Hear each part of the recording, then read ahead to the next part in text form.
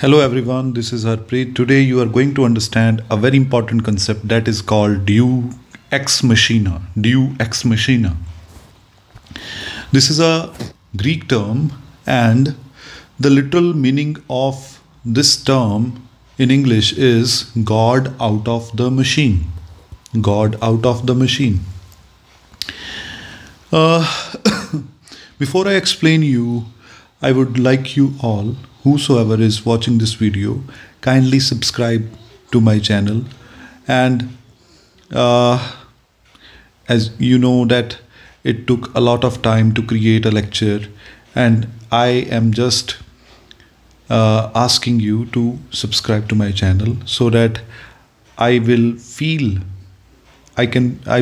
motivated by your response of subscribing my channel. तो डूइस x मशीना जो है ये एक ग्रीक टर्म है और ये एक प्लॉट डिवाइस है. प्लॉट डिवाइस मतलब जो कहानी होती है उसमें क्या क्या चीज़ें आती हैं. मतलब प्लॉट की अगर बात करें तो पोइटिक्स, अरिस्टोटल का पोइटिक्स आप पढ़ लें तो वहाँ से आपको प्लॉट का पता लग जाएगा कि प्लॉट क्या चीज़ है, कहानी क्या चीज़ है. तो कहानी जो है यहाँ पे डूइस एक्स मशीना एक प्लॉट डिवाइस है. कहानी के अंत में ज़्यादातर ये देखने में आया, कहानी के अंत में जो हीरो है वो ऐसी सिचुएशन में फंस जाता है वहाँ से निकलना नामुमकिन है. मान लो, let me give you an example. Hero has become a handicapped person and he can't do anything. He's on wheelchair, and on the other hand, the situation is going very worse, and he's the only one who can take out somebody else, like his wife or his girlfriend, out from the problem. But he's on wheelchair. What can he do then? Then there is a kind of miracle happens to him.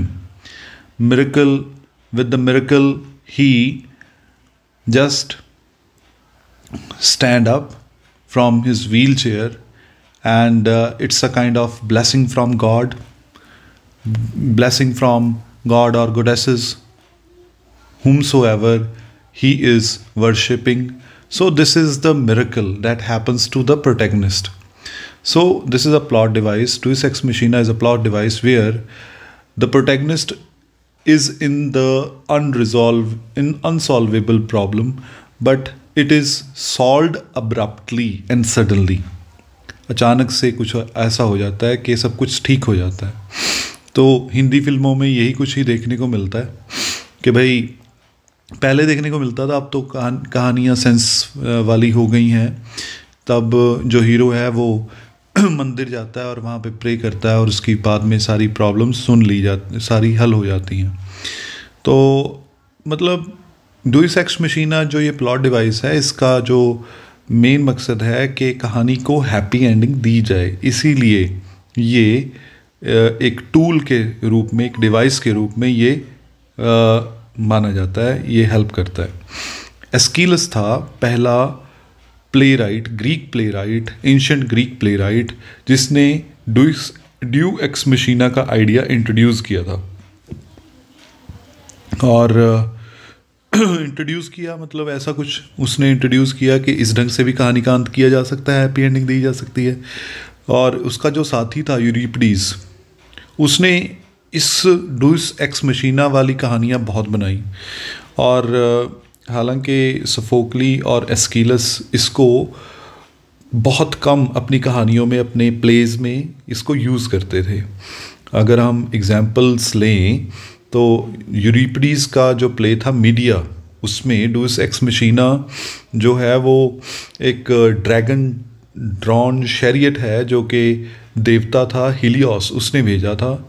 और media को Jason से बचाने के लिए media को उसमें जो रथ था वो उड़ा के ले गया. मतलब अचानक से क्या हुआ कि कोई बंदा सिचुएशन में था ना, मीडिया सिचुएशन प्रॉब्लम में थी, तो उसको देवता का रथ आया आकाश से और उसको मीडिया को वहाँ से निकाल के ले गया.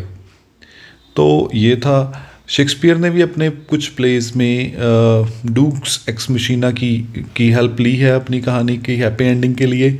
एज यू लाइक इट में, पेरिसल्स प्रिंस ऑफ टायरी में और सिबिलिन में। और जो बर्टोल्ड ब्रेक्ट है वो अपने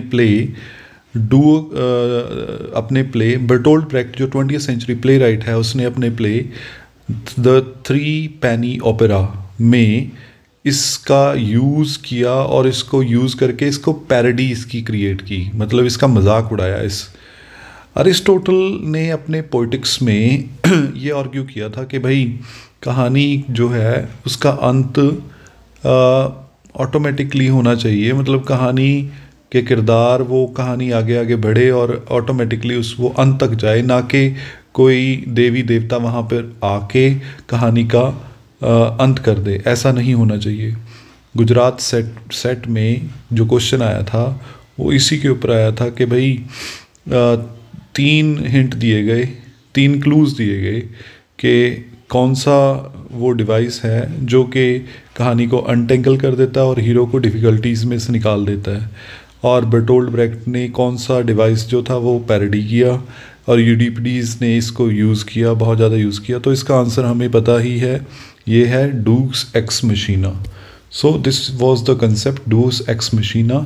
आई होप आप इसको समझ चुके होंगे और मैं चाहता हूँ कि अगर आपने इसके नोट्स आपको अवेलेबल चाहिए तो आप मुझे कांटेक्ट भी कर सकते हैं, आप मुझे